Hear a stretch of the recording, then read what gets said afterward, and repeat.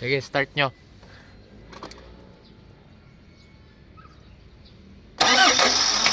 Ay, ayun no. Isa pa nga, isa pa. Oops, sige, tama na. Oo. Oo, tanggalin nyo na.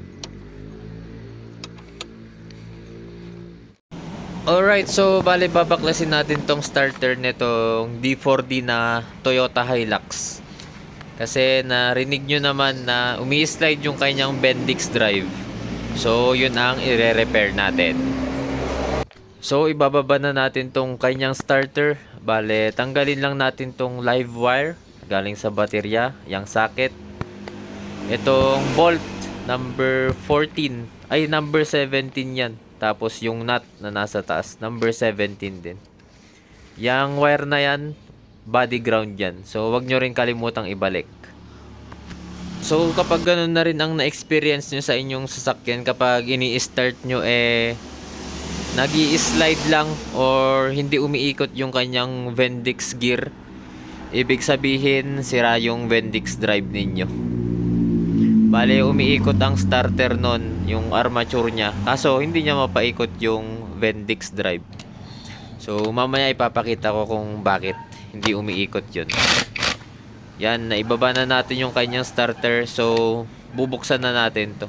Disassemble to ng buo para makuha natin yung kanyang Bendix drive.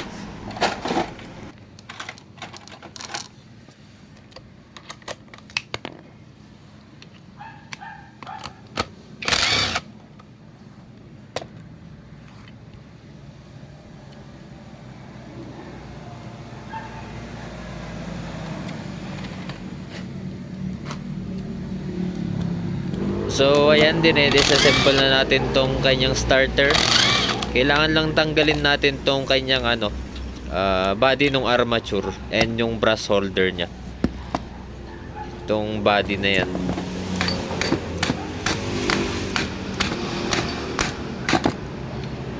Yan. Diyan nakalagay yung armature tsaka mga carbon brush. Tapos kailangan din natin buksan tong kanyang solenoid.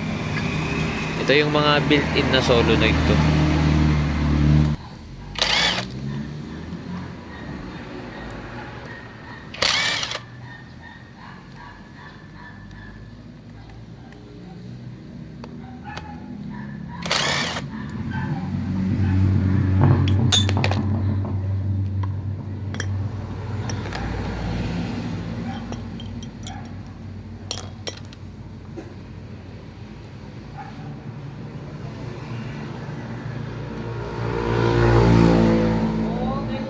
So after natin matanggal tong lamang loob ng kanyang solenoid, bubuksan na natin yung pang ilalim. Ito, dalawang tornilyo din dyan. Medyo mahigpit to, kaya kailangan nyo talaga ng impact drive dito.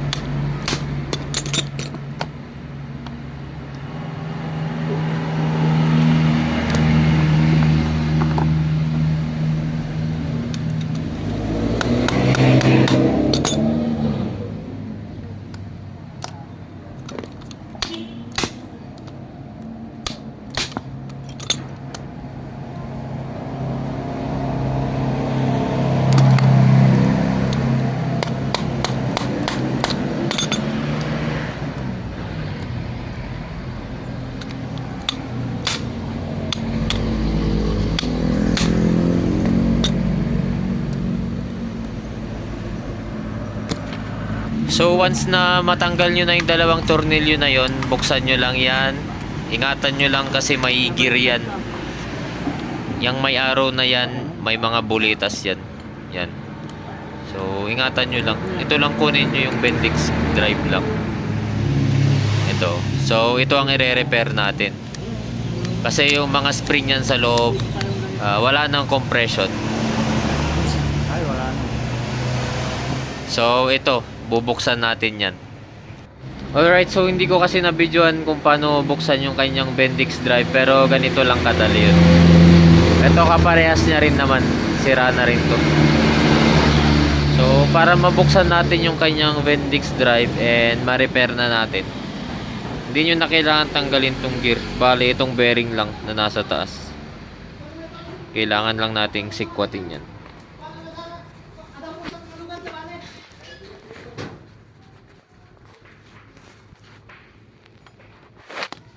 Oops. Yan. So, kuha lang kayong pang sikwat.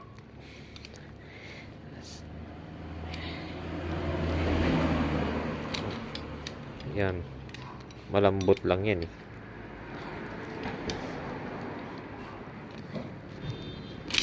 Yun. So, once na natanggal nyo na yung bearing na nasa taas, pwede nyang hugutin lang yan. Yan. Ganun lang kadali yun. Pero kapag ingatan nyo kasi may lamang loob to. Pero ito wala nang laman loob to. Nakahoy na namin to. So, ganun lang kadali yun. So, balik na tayo sa kanyang Bendix drive para mapakita ko sa inyo. At sa pagbalik naman pala nung bearing niya, huwag kayong mag-alala kasi may guide yan. Yan. So, bali hanggang dyan lang yung bearing yan once na binalik nyo na siya. Hindi yan lalagpas dyan. Hanggang dyan lang sa may kanal na yan. So, balik na tayo. So, ito yung laman loob ng ating Bendix drive. Yan. Yung spring na yun. Yung mga spring and may mga bulitas yan. So, yan ang re-repair natin. Kasi pilipit na yung kanyang mga spring. So, wala nang compression. Yan.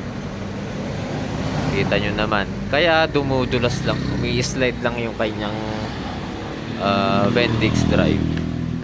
So, ayan. Re-repair na natin yan. So, bali i-secure nyo yung kanyang mga bulitas and spring. And lilinisan din natin tong kanyang loob ng Bendix drive. Yung nilalagyan ng mga spring na yan. Ito, kita nyo pilipit na. Wala nang compression yan. Kahit gas lang pinanglilinis namin dito eh. Basta matanggal lang yung mga dumi.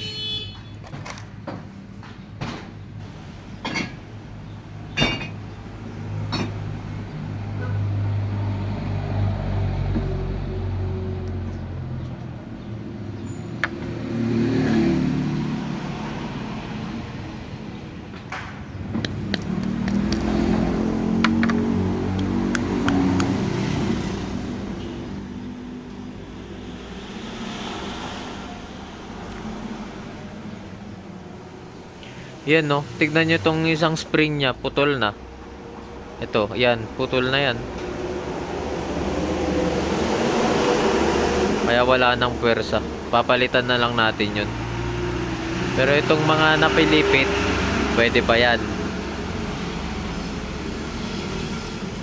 Pero linisan muna natin yung mga yan.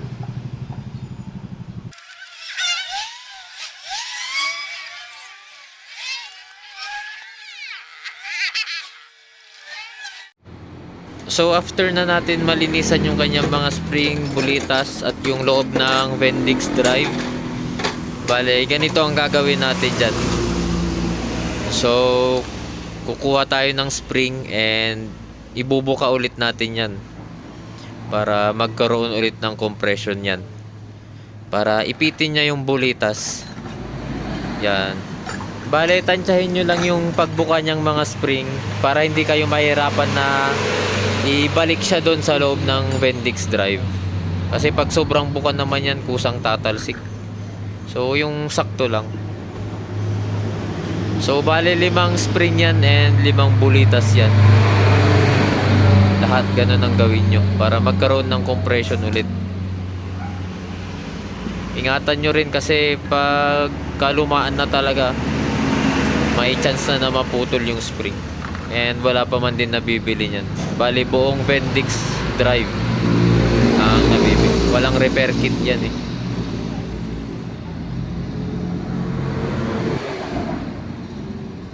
Yan, tignan nyo, may compression na ulit yan. Yan oh, ipit na ipit.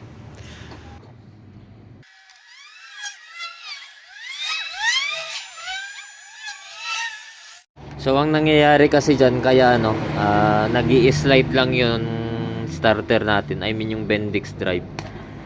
Siyempre itong bulitas niya nandyan.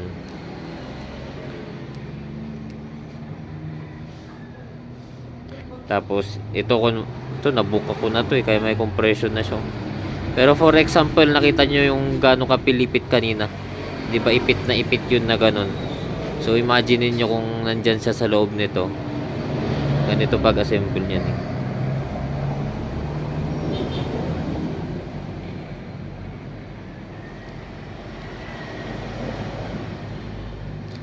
Yan, 'di ba may compression na 'yan. Yan. Hindi na maipit 'yan. Pero yung kanina nakita niyo 'di ba kusang natanggal lang yung spring niya. Kasi wala nang compression yung spring. So kapag itong shafting na 'yan na nasa loob niyan, ito.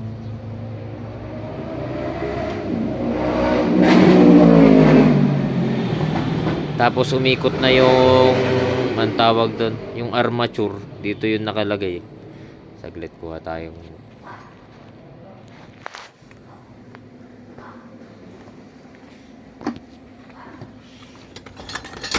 armature ba?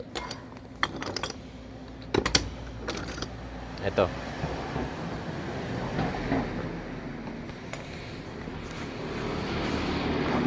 Parang ganyan ang mechanism niyan eh. Yan, nakaganyan yan. Pero hindi agad yan, may isa pang gear yan dito eh. Tapos ito nandito.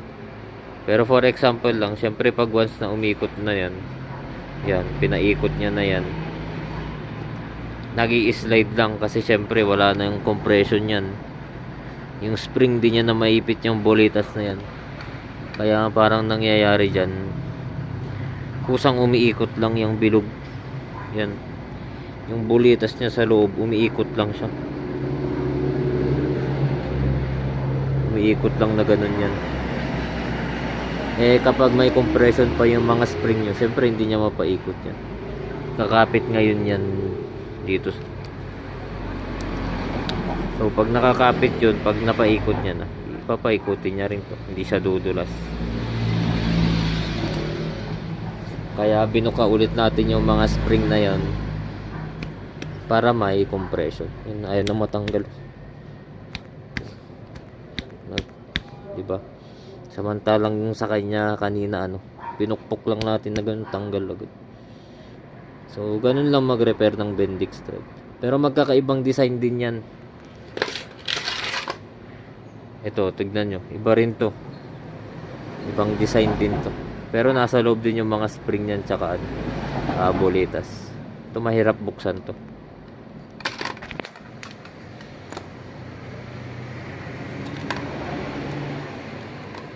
So, ganun mag-repair. So, after nating ma-repair, i-assemble na ulit natin siya. Yan. And, babalik na rin natin yung kanyang bearing. Mapapansin nyo once na na-repair nyo yan, hihigpit yung kanyang Bendix drive sa loob. Medyo mahirap nang iikot.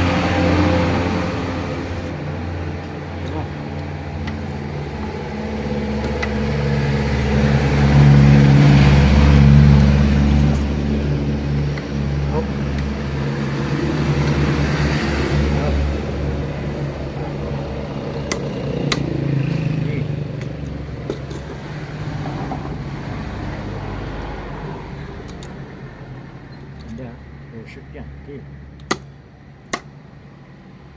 Okay. So, fast forward na to, i-assemble na natin yung kanyang starter para maisalpak na natin and ma-testing na natin siya.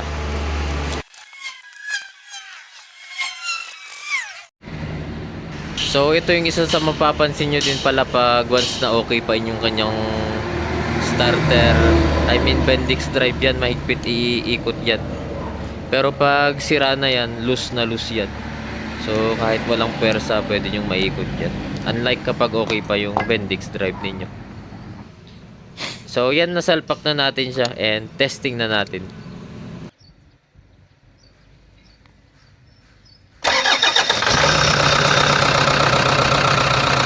Okay.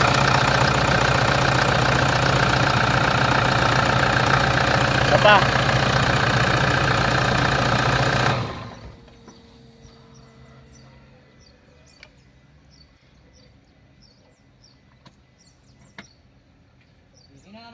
Oo.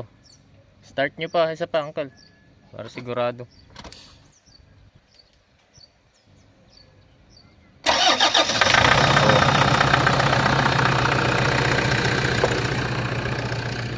Okay na. Makakaalis na kayo.